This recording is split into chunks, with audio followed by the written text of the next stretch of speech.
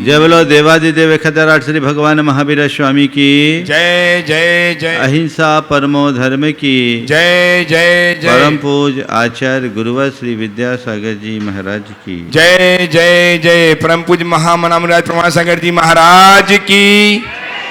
हमारे जीवन में अनेक प्रकार की दुर्बलताएं और उन दुर्बलताओं में एक बड़ी दुर्बलता है भय।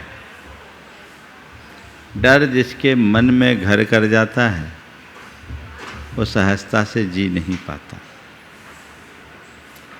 यहाँ बात की जा रही है एक परमार्थी की। साधारण व्यक्ति के मन में अनेक प्रकार की काल्पनिक और वास्तविक भय बैठा रहता, लेकिन जिसने परमार्थ के स्वरूप को जान लिया है उसके मन में कभी किसी प्रकार का भय नहीं होता। भय मुक्त चेतना का विकास जीवन की एक बहुत बड़ी उपलब्धि।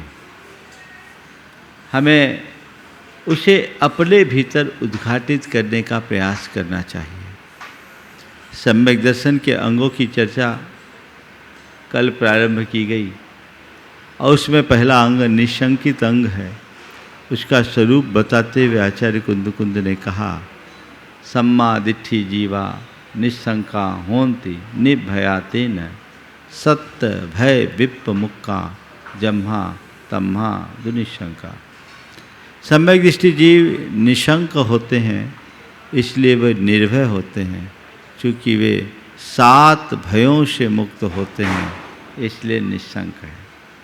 कुल मिलाकर बात केवल इतनी सी है, जहाँ शंका है वहाँ भय है और जहाँ आशंका है निशंक है वहाँ अभय है। कल मैंने बात की थी श्रद्धा अश्रद्धा, श्रद्धा भय अभय। आज पुनः उसी बात को हम बढ़ा रहे हैं। मन का विश्वास हमें कितना निश्चिंत करता है। किसी भी क्षेत्र में, चाहे वो लौकिक हो या लोकोत्तर, जहाँ विश्वास है, श्रद्धा है, वहाँ निश्चिंतता है। और जहाँ शंका है, संशय है, संदेह है, वहाँ हमेशा खटका है। कल मैंने बात की कि हमें जो भी भय होता है वो एक प्रकार की शंका की परिणति है और यह शंका मोह भाव या राग भाव के कारण प्रकट होती है। हमें डर है कितने प्रकार का, तो कल बताया गया 7 प्रकार का भय। आम जनों को 24 घंटा हीनाधिक रूप से सालता रहता है। किसी के जीवन में किसी प्रकार का भय, किसी के जीवन में किसी प्रकार का भय, किसी के जीवन में किसी प्रकार का भय। आज मैं उन भयों की चर्चा करके आपसे बताऊंगा कि ये भय शंका के कारण कैसे पनपते हैं और श्रद्धा के कारण इन भयों से कैसे मुक्त हुआ जा सकता है। सबसे पहले इहलोक भय को हम लेते हैं। इहलोक अर्थात लोक से संबंधित भय। इस लोक में भय, इस लोक में, इस लोक से भय। कोई व्यक्ति का भय या लोक में ऐसा कुछ घट जाए जो हमारे लिए तकलीफ दे हो, ये मन की एक आशंका है जिससे डर होता है, चाहे वो चेतन हो या अचेतन। चेतन अथवा अचेतन निमित्त मुझे किसी तरीके से प्रभावित न कर दे, वो हमारे मन को भयातुर करता है। किस वजह से? हमें शंका है। किसकी शंका है? मेरा कोई नुकसान न हो जाए, मुझे क्षति न पहुंच जाए। किसका नुकसान, किसकी क्षति? तो हमारे शरीर को नुकसान न पड़े, हमारी संपत्ति को नुकसान न हो, हमारे स्वास्थ्य को नुकसान न हो, हमारी संतति, हमारी संतान, हमारे परिवार को नुकसान न हो। यही सब चीज़ें हैं ना।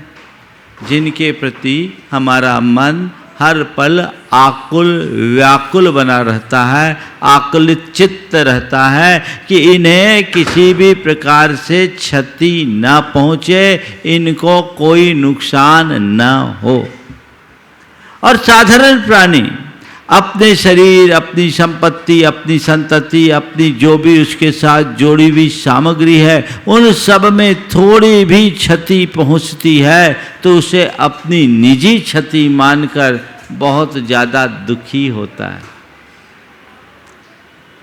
लेकिन जो सच्चा तत्वज्ञानी है, जिसके हृदय में ये श्रद्धा गहरे स्तर पर बैठ गई है कि मैं देह नहीं चेतन हूँ और अजर अमर अविनाशी शाश्वत आत्मा हूँ,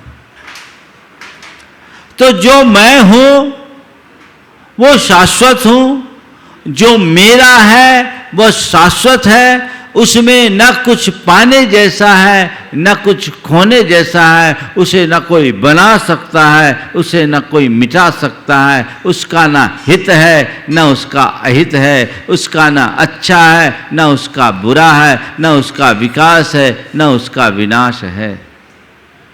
ये बात जिसके चित्त में गहरे बैठ जाए उसको इन सब चीजों से कोई प्रभाव होगा? क्यों? जो हो रहा है वो तो मैं हूं ही नहीं, है ना? तो स्वरूप का बोध या स्वरूप का श्रद्धान हमें इलोक भय से मुक्त कर देता है। आप लोग पिक्चर देखते हैं, पिक्चर में कई तरह के दृश्य होते हैं, भयानक, सामने वाले को मारा जा रहा है, देखकर लोगों को डर लग रहा है, पर उस अभिनेता के अंदर आपको कुछ लगता है क्या? हाँ? क्यों नहीं? क्यों नहीं? क्योंकि उसको पता है ये रियल नहीं है, रोल है। रियल में तो कुछ होना ही नहीं ना। बस संत कहते हैं अपनी रियलिटी को जानो। जो रियल है वो शाश्वत है और जो रोल है वो पल पर बदलता है। जो रोल को ही रियल मान लेते हैं वो जिंदगी भर रोते रहते हैं, और जो रोल और रियल के भेद को समझ लेते हैं कुछ भी हो जाए उन्हें कुछ फर्क नहीं पड़ता। क्या मेरा रोल है और क्या रियल है इसे समझो। जो वास्तविक है उसे पहचानो, उसकी श्रद्धा करो। हम लोग कह देते हैं, क्या कहते हैं? मैं आत्मा हूं। कब कहते हैं? जब स्वाध्याय करते हैं तब, जब प्रवचन सुनते हैं तब, या कोई धर्म चर्चा आती है तब। लेकिन अंतर मन से पूछो, दिन भर अपने आप को क्या मानते हैं? ये कौन करता है? ये हमारे अंदर का मोह भाव, ये हमारे भीतर का राग भाव है जो हमें हमारे स्वरूप में स्थिर नहीं होने देता। वो डराता है उसी कारण कि मुझे इलोक में कोई नुकसान ना पहुंच जाए। अरे जब तेरा नुकसान हो ही नहीं सकता तो फिर नुकसान कैसा? ये मन की दुर्बलता है जो स्वरूप के श्रद्धान के अभाव में पनपती है। सेठ सुदर्शन के ऊपर इतना भयानक उपसर्ग हुआ, सूली पर चढ़ाया जा रहा है। आपने देखा कभी सुदर्शन को काटते घबराते हुए? सेठ सुदर्शन डरे? ये सुदर्शन नहीं, सेठ सुदर्शन की बात कर रहे। वो सुदर्शन सुदर्शन थे। क्यों? अरे सूली पर चढ़ाने की बात, मुझे तो जब कोई छू ही नहीं सकता तो सूली पर किसको चढ़ाया जाएगा? ये शरीर को चढ़ाया जा रहा है, ये तो उसी दिन चढ़ गया था जिस दिन ये जन्म लिया था। मैं तो अजर अमर अविनाशी हूँ। जैसे लोग देख रहे हैं मैं भी वैसे उसका दृष्टा हूँ। मेरा कभी कुछ नुकसान नहीं हो सकता, ये गाढ़ श्रद्धान था। कुछ नहीं हुआ, कुछ नहीं हुआ। विश्वास से भय दूर भागता है। थोड़ा अपने बचपन की ओर मुड़ो। जब साइकिल चलाना शुरू किए हों और पहली बार ऊपर सीट पर चढ़कर हैंडल पकड़कर साइकिल चलाएं, तो क्या पीछे कोई बैठा रहता है? हम पकड़े चलो चलो चलो, हम पकड़े चलो चलो। तो जब तक ये रहता है कि पीछे कोई पकड़ा हुआ है तो हम सेफ हैं, डर लगता है। और पीछे कोई नहीं है तो अरे भाई डर न लगे। तो शुरुआत में व्यक्ति के मन में डर लगता है कि कोई नहीं है, लेकिन पीछे किसी का सपोर्ट है, हाँ है, कोई भरोसे का आदमी है, तो कोई डर नहीं। कुल मिलाकर जहां विश्वास है वहां भय नहीं, वहां निश्चिंतता है।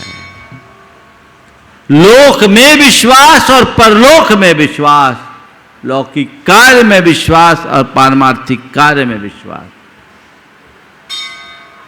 कई लोग हैं जिनके मन में बड़ा हर नेगेटिविटी रहती है। व्यापार करना शुरू किए,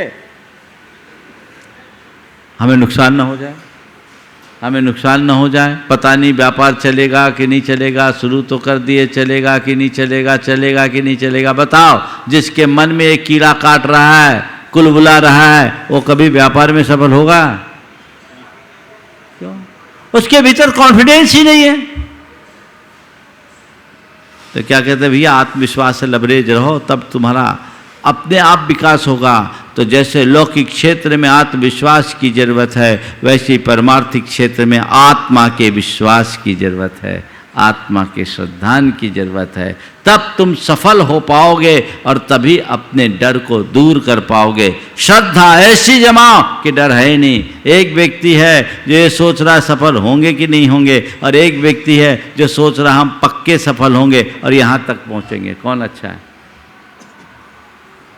तो अपना कॉन्फिडेंस, कई बच्चे पढ़ लेते हैं खूब अच्छे से, पर कॉन्फिडेंस वीक होता, पता नहीं पेपर ना बिगड़ जाए, पेपर ना बिगड़ जाए। तो सब जानने के बाद भी उनका पेपर बिगड़ जाता, बिगड़ता है।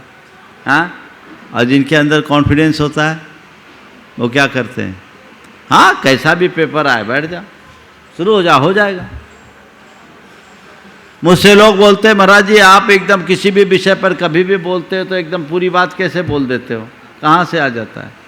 मेरा कहीं से नहीं आता। मेरे अंदर कॉन्फिडेंस है इतना कि मैं बोलूँगा, शुरू करूँगा तो मेरा हो जाएगा, अपने आप हो जाएगा। अब मैं आज सोच लूँ कि अरे ज़्यादातर तो मैं बिना तैयारी के ही आता हूँ, शुरू हो जाता हूँ, और आप लोगों को उसका लाभ मिल जाता है। क्यों? अंदर तो मटेरियल भरा है, रात दिन चिंतन चलता है, केवल उसको परसना ही है। पर ये सब कब? जब मेरे भीतर आत्मविश्वास है। वो कमजोर पड़ जाए तो कुछ नहीं हो सकेगा। इसी तरह किसी भी क्षेत्र में आत्मविश्वास जब तक है तभी तक सब कुछ है। आत्मविश्वास खो गया तो सब कुछ खो गया। तो परमार्थ में आत्मा का विश्वास और लोक में आत्मविश्वास, सम्यक दृष्टि के अंदर दोनों बातें होती है, इसलिए वो निर्भय होता है। तो इहलोक भय मन में नहीं हो अगर तुमने अपनी आत्मा को जान लिया, श्रद्धान कर लिया। परलोक भय, कल मैंने इसके बारे में काफ़ी चर्चा की थी, आज ज़्यादा चर्चा न करके आगे बढ़ता हूँ। परलोक का भय यानी दूसरे व्यक्ति का भय, और परलोक का भय। पर कई लोग होते हैं जो बहुत घबराते हैं। देखिए, विश्वास लोगों का भय कैसे भगाता है। एक सज्जन को किसी ने कह दिया, तुम पर किसी ने मारण मंत्र का प्रयोग करके मूठ चला दिया, मूठ चला दिया। ये 1996 की बात है। वो आदमी डिप्रेशन में, पड़ोसी था, उसका और दोनों का एक व्यापार था और उन्हीं का व्यापार ज़्यादा चलता था, इस बड़ोसी का कम चलता था। उसके दिमाग में बिठाल दिया, ईर्ष्यावश उसने मुझ पर मारण मंत्र यानी मूठ चला दिया। वो घबराया, बोले महाराज जी मुझ पर मूठ चला दिया है, अब मैं क्या करूं, मेरा कुछ हो न जाए, हो न जाए। हम बोले होना होगा तो होगा, तेरा तो अभी हो गया, तो अपने आप मन से मर गया। जब उसने मुझसे बोला, मैंने कहा कुछ नहीं होगा, कोई मूठ नहीं है, चल मैं बताता हूँ। और मैंने उसको नमोकार मंत्र पढ़ा उसके सामने और एक्टिंग किया कि ये पूरी तरह सेफ है। थोड़ा साइकोलॉजिकल ट्रीटमेंट भी करना पड़ता। मैंने एक्टिंग किया और उसको कहा देख तू पूरा सेफ हो गया। और मैंने कह दिया कि मैं नमोकार मंत्र पढ़ करके तेरे चारों तरफ सुरक्षा का कवच तैयार कर दिया हूँ और इस कवच को, ये कवच अभेद्य है, इस कवच को दुनिया की कोई ताकत भेद नहीं सकती। तो विश्वास रख और जब भी घर से बाहर निकल नमोकार मंत्र पढ़ते हुए पूरे शरीर में हाथ फेर ले और ये विश्वास जगा ले, मेरे चारों ओर अभेद्य कवच तैयार हो गया, तेरा कुछ नहीं होगा। 1996 से 2021 हो गए, 25 बरस हो गए, आदमी भला चंगा। उसके मन में ये बात बैठ गई, क्या महाराज का आशीर्वाद हो गया, महाराज ने मुझे सुरक्षा कवच दे दिया। तो महाराज ने क्या दिया? तुम्हारे विश्वास ने दिया। महाराज क्या दिए? तो विश्वास अपना पक्का रखना चाहिए। उस विश्वास से सब कुछ असर होता है। मेडिकल साइंस भी बोलता है एक प्लेसिबो इफेक्ट होता है, एक नोसिबो इफेक्ट होता है। कुछ भी दे दो और कहो देख तेरा काम हो जाएगा, सामने वाला विश्वास कर ले तो डिस्टिल वाटर भी उसके लिए अमोघ औषधि बन जाए। अरे और साधारण सी बीमारी, ये बीमारी बड़ी गंभीर है, इसका कोई इलाज नहीं, आदमी के ऊपर असर पड़ गया तो साधारण सी बीमारी में भी ऊपर पहुंच जाएगा। तो ये विश्वास में बहुत बड़ी ताकत है। लौकिक क्षेत्र में भी विश्वास से भरे रहिए और पारमार्थिक क्षेत्र में अपनी आत्मा का विश्वास हमेशा बनाए रखिए, तो न इलोक भय होगा, न परलोक भय होगा, न मरण भय होगा। सबसे ज़्यादा डर लोगों को मरने का होता है, लोग घबराते हैं, मर न जाए, मर न जाए, मर न जाए। तो अमर थोड़ी हुए, मरना तो है ही, किस बात का डरना। हम तो उस परंपरा में जन्मे हैं जहाँ हमें बचपन से ही पढ़ाया जाता है, सिखाया जाता है, क्या राजा राणा छत्रपति हाथीन के असवार, मरना सबको एक दिन अपनी अपनी बार। तो जब मरना सबको एक दिन अपनी अपनी बार है तो मरेंगे, डरने से क्या काम।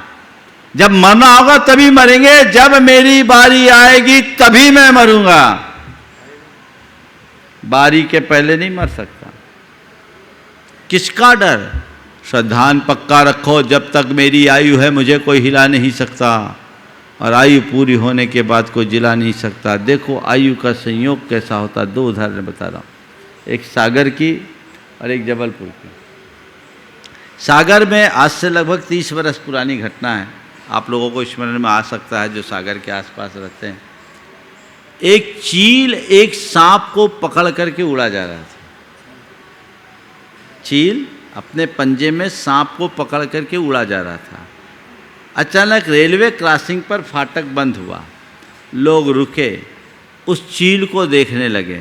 इसी बीच एक युवक स्कूटर से था, वो अपना एक पैर नीचे रखकर उस चील को देखा। इसी मध्य चील के पंजे से वो सांप छूटा। सांप गुस्से में था, वो युवक के पैर में डंस मारा, हाँ पैर में डंस मारा। और इसी बीच चील वापस आया, उतनी भीड़ में उस सांप को उठा के ले गया और युवक ऑन स्पॉट चला गया कुछ ही मिनटों। अब बोलो ये क्या है? ये क्या है? उस व्यक्ति की मृत्यु उसी के निमित्त से होनी थी और सांप का इसी निमित्त से उतनी देर के लिए चील के पंजे से छूटना था। वो अपना काम किया और चला गया। बोलो किसका डर? और मैंने सुना है जबलपुर में एक व्यक्ति के पूरे शरीर में घाव और दुर्गंध, और वो कोई उसको पूछने वाला नहीं था, लावारिस जैसा था। किसी ने उसे कहा ऐसे करने की जगह जहर का इंजेक्शन दे दिया कि मर जाए, कहाँ भोग ना पाए, इस वेदना से तो बच जाएगा। पर विषस्य विषमौषधम,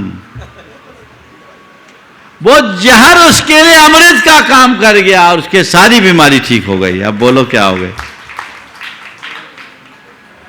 अब क्या कहोगे इसको? सावधान पक्का रखो।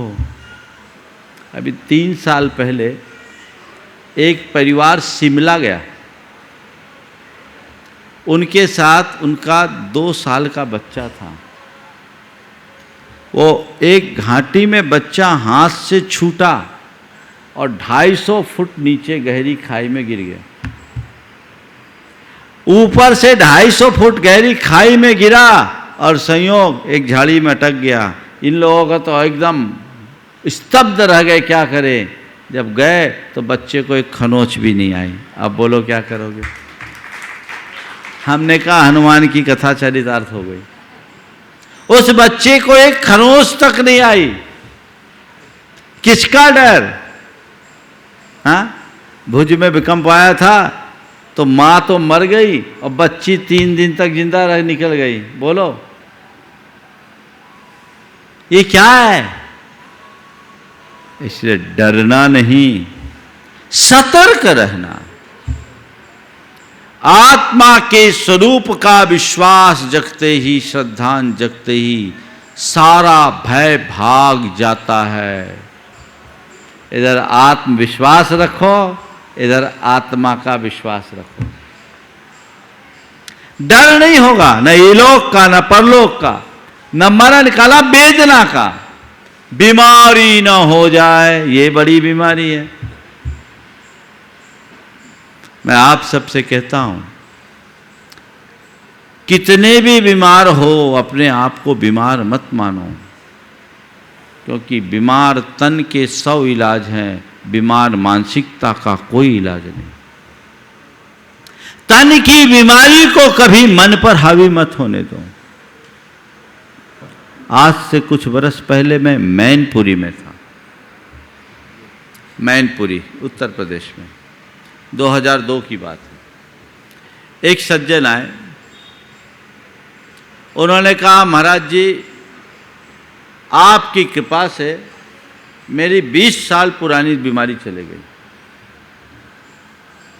वो वहाँ एसडीएम की पोस्ट पर थे। मैंने कहा मेरी कौन सी कृपा हो गई, मैंने तो कुछ किया नहीं, आप कभी मुझसे मिले भी नहीं। बोले महाराज मैं आपका नियमित प्रवचन सुन रहा हूँ। उस समय लाइव नहीं चलता था, सामने आके सुनते थे। मैं आपका नियमित प्रवचन सुन रहा हूँ। अब 1 सप्ताह पहले आपने एक वाक्य कहा था कि तन की बीमारी को मन पर हावी मत होने दो। महाराज ये बात मेरे हृदय में बैठ गई। मैं पिछले 20 सालों से एंजाइना के पेन से पीड़ित हूँ। एंजाइना कार्डिक ही एक प्रकार से एंजाइना के पेन से पीड़ित हूँ। पीड़ित था, हूँ नहीं बोला, पीड़ित था। बहुत इलाज किया महाराज, कुछ नहीं लगा। लेकिन आपके इस वाक्य ने मेरे जीवन में चमत्कार घटित कर दिया कि तन की बीमारी को मन पर हावी मत होने दो। तन बीमार है, मन नहीं, मैं स्वस्थ हूं। महाराज जी पिछले 3 दिन से मैंने सारी दवाइयां बंद कर दी और आज मैं स्वस्थ हूं। क्या है? मैं ये नहीं कहता कि तुम बीमार पड़ो तो दवाई नहीं खाओ, उल्टा पुल्टा हो जाएगा तो मेरे सिर पे और बात ठीकरा फोड़ोगे। दवाई लो लेकिन घबराओ नहीं। सबसे पहला इलाज मन का होना चाहिए। मन की बीमारी शांत होगी तभी आप तन को स्वस्थ रख सकोगे। डरो नहीं। पर कई है बीमार होने पर घबराए तो ठीक, बीमारी हो न जाए इसलिए घबराते हैं। एक युवक अपनी बहन को लेकर मेरे पास आया, वो डिप्रेशन में थी। क्या बात है? बहुत गंभीर डिप्रेशन। क्या हुआ? हुआ ये था कि उसकी एक सहेली थी, उसे वाइट स्पॉट हो गया। सहेली को वाइट स्पॉट हुआ, डॉक्टर को दिखाने गई। डॉक्टर ने बोला कि ये तो मेलानिन की कमी से होता है और ये किसी को भी हो सकता है। मेलानिन की कमी से होता है और ये किसी को भी हो सकता है। ये बात उसको लग गई, अरे तो कभी मुझे ना हो जाए, मैं इतनी सुंदर हूँ। वो कुछ सुंदर थी और जितनी सुंदर थी उससे ज़्यादा सुंदर अपने आप को मानती भी थी। क्या होता है, जितनी थी उससे ज़्यादा अपने आप को मानती थी। अगर मुझे हो गया तो मेरा क्या होगा? डिप्रेशन। अरे अभी बीमारी आई नहीं और तुमने अपने आप को बीमार मान लिया। मेरे पास लेके आया, मैंने उसे समझाया कि अरे ठीक है, होगा तो ऊपर की चमड़ी जाएगी और क्या जाएगा, एक परिणति गई, अंदर की बात देखो। दुनिया में बहुत सारे ऐसे लोग हैं जिनको सफ़ेद दाग है, तो क्या हो गया? दाग सफ़ेद हो तो कोई बुराई नहीं, जीवन में काला काम नहीं होना चाहिए। आत्मा का श्रद्धान करो। ये तो शरीर है, एक दिन चिता की राख में परिवर्तित हो जाना है, इसे तो भस्म होना है, नष्ट होना है, इसमें हाथ में कुछ नहीं है। मैंने अपने तरीके से उसे समझाया, वो ठीक हो गई। मैं आप सबसे भी कहता हूँ, वेदना को लेकर व्याकुलता मन में मत रखो। मुझे बीमारी ना हो ये सावधानी जरूर रखना, हेल्थ कॉन्शियस होना चाहिए, लेकिन कितनी भी बीमारी हो उसको अपने मन पर हावी मत होने दो। अपना खान पान, आचार विचार, व्यवहार इतना अच्छा बनाइए कि आप पर बीमारी आए ही नहीं। सतर्क रहिए, अपनी मानसिकता को सदैव स्वस्थ रखिए और ये श्रद्धान अपने हृदय में जगा लें कि शरीरम व्याधि मंदिरम, शरीर तो बीमारी का घर है और आत्मा में कोई रोग है ही नहीं, वो निरोग है। स्वस्थोहम, मैं स्वस्थ हूँ, मैं मस्त हूँ, ये भाव अपने हृदय में बैठ जाना चाहिए। क्या? मैं स्वस्थ हूँ, मैं मस्त हूँ, मैं स्वस्थ हूँ। डर गया तो इलोक भय, परलोक भय, मरण भय, वेदना भय, आकस्मिक भय, अचानक कुछ हो ना जाए, ये भी बड़ी व्याकुलता है लोगों को। कोई भी आकस्मिक, कोई बीमारी ना आ जाए, कोई विपत्ति ना आ जाए, कोई दुर्घटना ना घट जाए, कोई नुकसान ना हो जाए, ना हो जाए, ना हो जाए, ना हो जाए, कभी मत सोचना। मनोविज्ञान कहता है तुम जो चीज सोचोगे ना हो वो चीज हो जाएगा, क्योंकि सबकॉन्शियस में उसका उल्टा असर पड़ता है। हमारे अंदर से नकारात्मक तरंगे प्रकट होती है। इसलिए हमेशा जीवन में कुछ करना है और कुछ पाना है तो मुझे ये हो, ये सोचो। मुझे क्रोध ना आए ऐसा मत वो सोचना। जितना सोचोगे क्रोध ना आए तो क्रोध क्रोध क्रोध क्रोध जितनी बार रटोगे उतने क्रोध के संस्कार बढ़ेंगे। मुझे क्रोध ना आए सोचने की जगह मुझे शांत रहना ये सोचो। मेरे जीवन में विपत्ति ना आए ये सोचने की जगह मेरे मन में शांति हो, मेरे जीवन में शांति हो ये सोचो। मुझे कोई भय ना हो ये सोचने की जगह मेरा मन अभय रहे ये सोचो। आकस्मिक क्या है? जीवन का क्रम है। अगर गया भी, कुछ भी हुआ, कुछ भी घटा तो वो कहाँ घटेगा? तन के साथ घटेगा, धन के साथ घटेगा, परिजन के साथ घटेगा। तुम्हारे चेतन के साथ कुछ भी घटने वाला नहीं है। वो तो जो है सो है। तो आत्मविश्वास, आत्मा का विश्वास, कर्म सिद्धांत पर श्रद्धा। संसार में जो कुछ भी है वो संयोगों से होता है और संयोग मेरे अधीन नहीं, कर्मों के अधीन है। ठीक है, कर्म का फल तो सबको भोगना पड़ता है, हम भी भोगेंगे, अनादि से भोगते आए, अभी भी भोग लेंगे। ये धारणा अपने हृदय में गहरी बना लीजिए।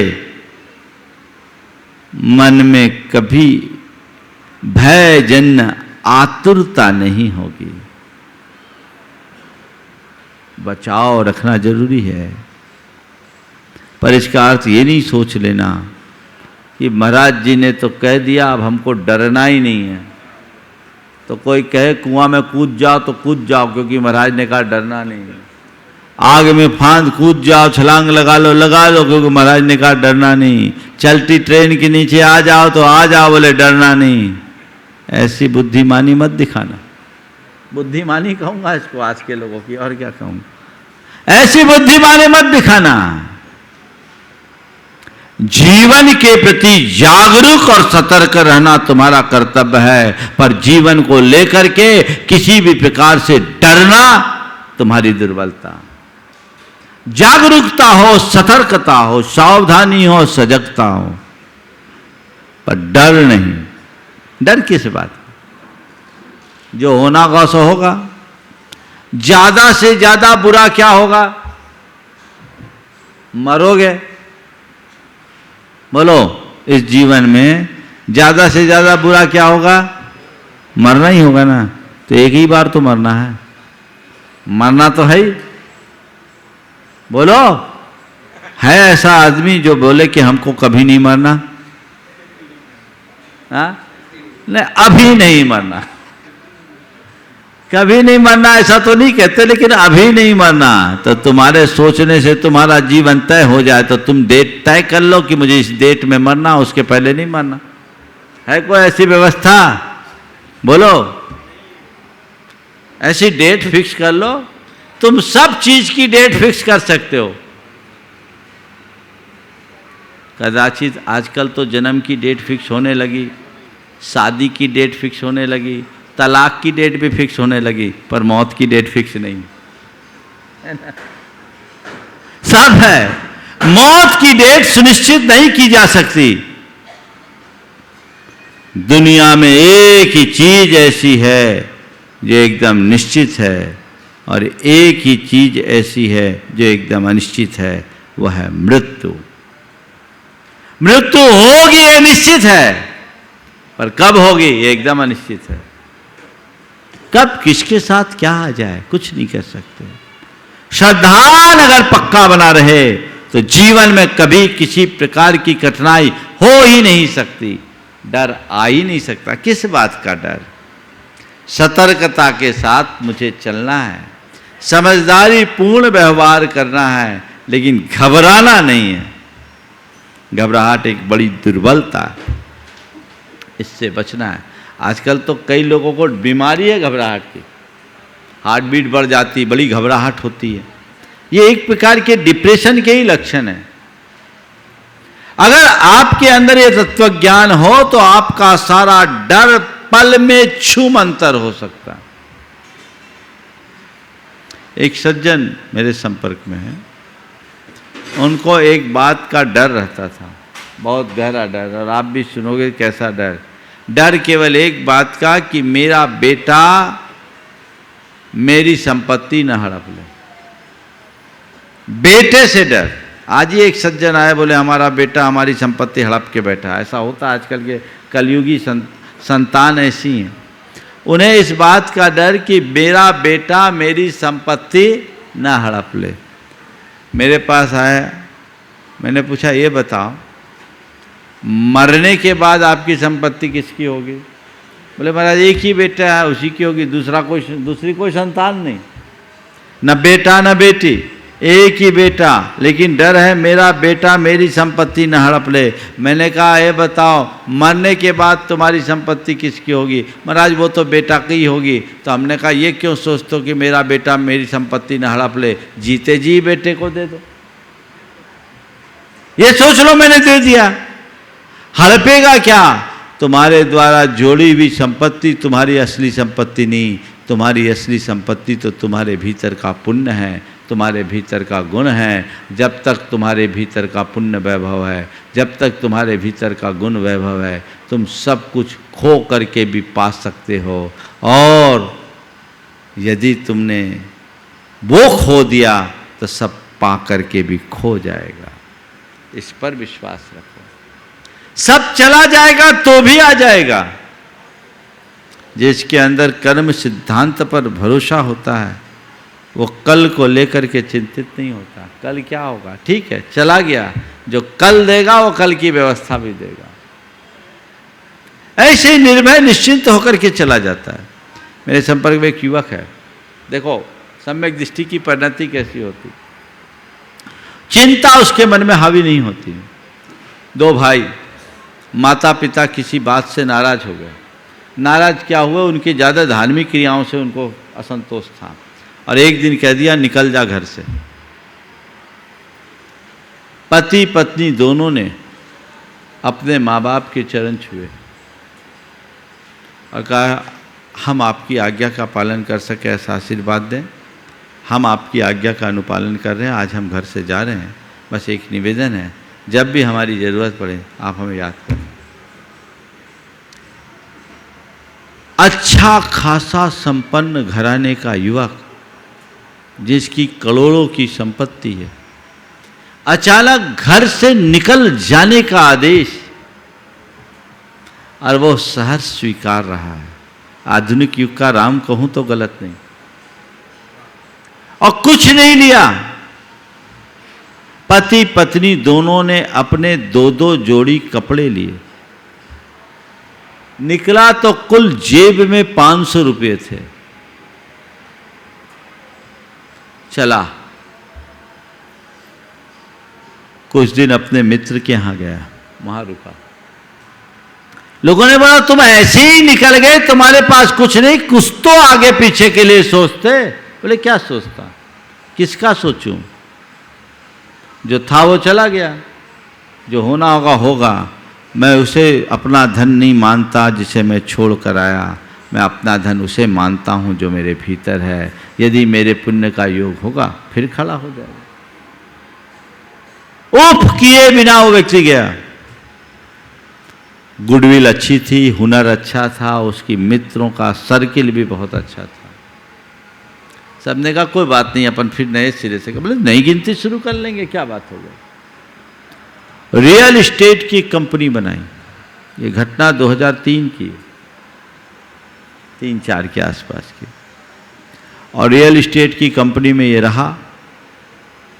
लोगों ने पैसा लगाया, इसने अपना दिमाग लगाया।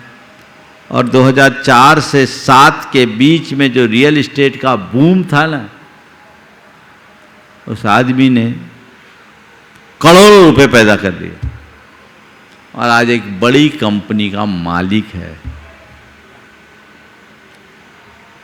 उससे जब पूछा गया, लोगों ने पूछा तुमने ये सब कैसे कर लिया, ये कैसे पाया, तो उसने एक ही बात कही, तत्व ज्ञान के बल पर। श्रद्धान था, स्वाध्यायी। आज वो बहुत आगे है, व्रती जीवन जी रहा, व्रती जीवन जी रहा और बहुत बड़ा एम्पायर है, कमी कुछ नहीं। और ये सब खो गया, सब खो गया, सब खो गया। तेरा है क्या जो खोएगा? जो तेरा है वो खो नहीं सकता, और जो खोगा खोएगा वो तेरा हो नहीं सकता। ये श्रद्धान अपने अंदर जगा लो। बाकी तो व्यवहार है, नदी नाव संयोग है। आज है, कल रहे न रहे कोई जानता नहीं। और देखो दूसरा एपिसोड, इसके बाद जिस भाई के कहने से माँ बाप ने इनके साथ नकारात्मक व्यवहार किया, अंत में वो भाई भी अपने माँ बाप को धोखा दे दिया और उसने ही अपने माँ बाप को की पूरी सेवा की। पिता तो नहीं है, माँ है, और आज माँ की पूरी सेवा वो कर रहा है उतनी ही उदारता से। कर्म का खेल है, इसे जो समझता है वह कभी विचलित या चलायमान नहीं होता। डरो नहीं, संभल करके जियो। तो जहाँ श्रद्धा होगी वहाँ अभय होगा, जहाँ शंका होगी वहाँ भय होगा। कल भी, आज ठीक है, कल भी ठीक होगा, कोई भय नहीं। कल कहीं कुछ गलत ना हो जाए तो डर ही डर होगा। आज गलत है, कल गलत ना हो जाए तो भी डर होगा। जो है सो है, जो है सो सही है, ये अवधारणा हृदय में बैठ जाए, सब ठीक है। तो ये निशंक पने की बात है जो व्यवहार में आती है। निश्चय में जाए तो आत्मा में डूब जाते हैं।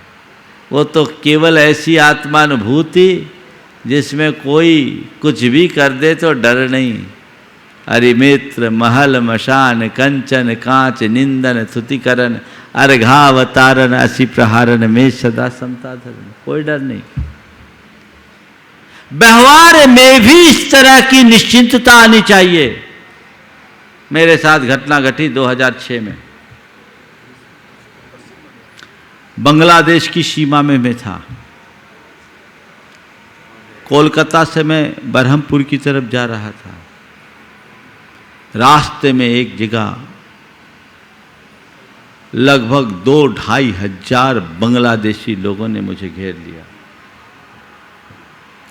मेरे साथ लोग थे, सुबह 100-150 लोग रहते थे। उस दिन दोपहर में बिहार करने का कोई प्रोग्राम नहीं था, तो लोग चले गए। एक ही टाइम बिहार करते थे। मौसम थोड़ा अनुकूल हुआ, हमने सोचा चलो बिहार कर लो, तो हम टारगेट पर अक्षय तृतीया के दिन सुबह सुबह पहुंच जाएंगे।